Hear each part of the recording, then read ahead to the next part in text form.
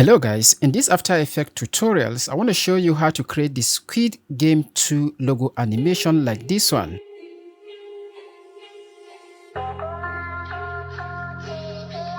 So stick around, let's get started.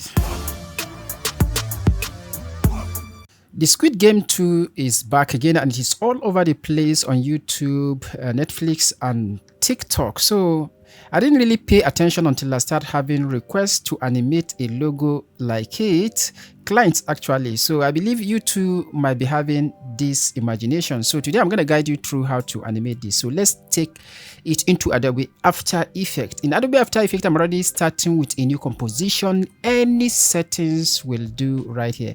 It is a very short animation of 7 seconds. So the next thing I'm going to do is to navigate to where I have my logo. Drag and drop it into the project manager window. So we're gonna set this to composition and then hit OK. This is gonna import the logo in layers. So I'm gonna expand this, drag and drop it into the timeline. By the way, you can get this logo from the link in the description. I created this in Adobe Illustrator because I couldn't find the AI files online. So now that you have this, you're gonna shuffle the hierarchy to arrange it to how it will be easy for you to animate. Then now we move the anchor point of each shape to its position. That is moving the anchor point of each shape to its center. Pick the pen tool right above here. We're gonna make sure we pull in until we have this S, this shape that look like S right here.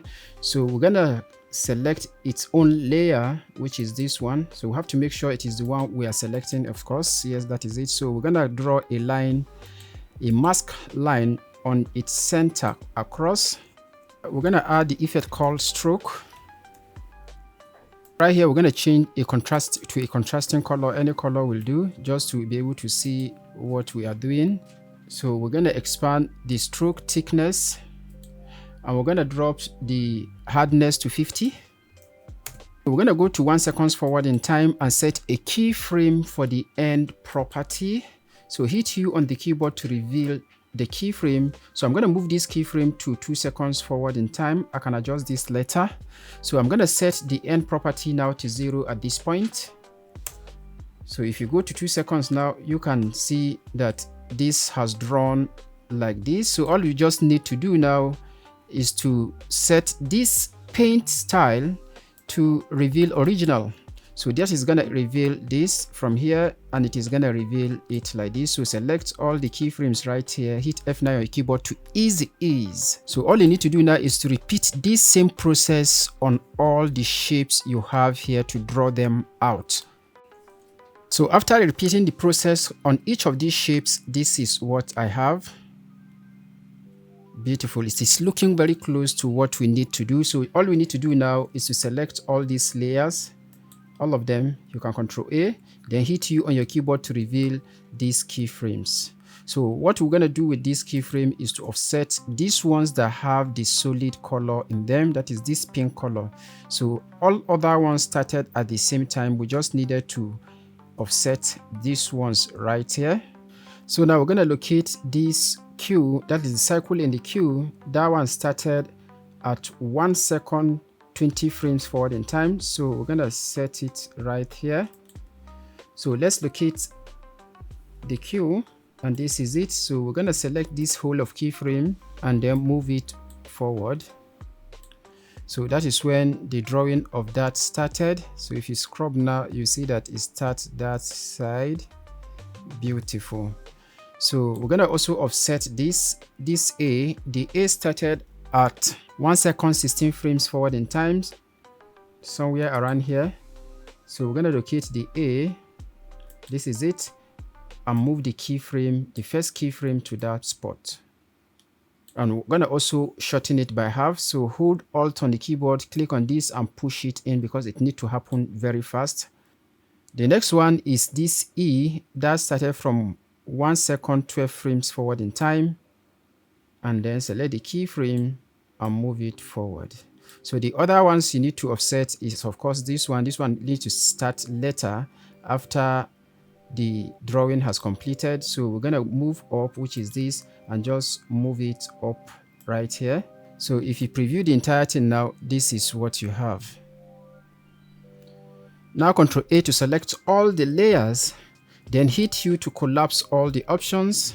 We're going to make sure no layer is selected. We're going to draw the extension that shows that this eye right here drew from the top. If you have seen the logo animation, you know what I'm saying in the example.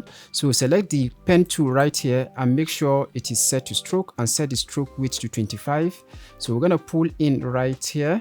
Ctrl Alt to reveal the ruler. So we're going to drop this ruler so that we know exactly where to start. So we're going to start right here. Set your first point and go right in there to set the second point. Yes, hit V on your keyboard and make sure you align it proper with the eye.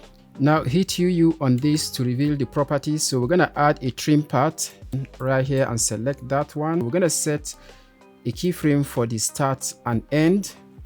Then we're going to move forward in time to this point and set the end value to 100. So we're going to go back to the first keyframe and set the value to 0. So we're going to move forward again.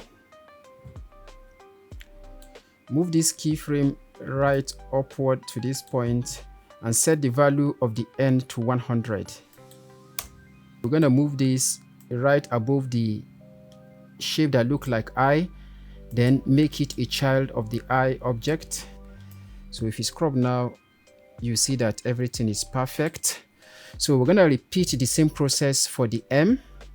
So the process is complete. So if you scrub now, you see that the entire animation now is done. So we just need to start tweaking things up to look professional like they did with the logo. So Ctrl A on your keyboard to highlight everything. So we're going to toggle the timeline right here and make all these layers 3D layers. Deselect everything. We're going to select this top one, right click on your timeline, go to new and create a new null object. So we're going to name this null object master control and then make every layer a child of the null object. So deselect everything, right click on your timeline, go to new and create a new camera. We're going to leave this to 35 mm. Then right click on your timeline again, go to new and create a new null object. We're going to use this as the camera control. Make the camera a child of the camera control. So select the camera control, move your time indicator to 3 seconds forward in time. Hit P on your keyboard to reveal the position properties. So we're going to set a keyframe at this point, then make the Z position -500. We're going to go to 0 frame and make the Z position 2500. So move your time indicator forward to 1 second. You're going to select the master controller right here and hit R on your keyboard to reveal the rotation properties. You're going to set a rotation for the X value and then move the keyframe forward. Then we're going to change this value to -28. So we're going to select this pink solid right here on the Q. So let's say we move to this point where it is settling down right here. So we're going to go and look for it on the layers hierarchy. So we're going to select this cycle. So hit P on your keyboard to reveal the position property. We're going to set a keyframe for that. So we're going to move back right in at this point and set the Z position to 2500. So Ctrl A to select everything right here on the timeline. Ctrl Shift C to pre-compose them. Name this all logo. Make sure you move all attribute to the new composition and then you hit OK. You select this layer and then add the Gaussian blur. So I'm going to add a wiggle expression, then add an expression controller and set a keyframe so that I can have that last blurry flashing at the end.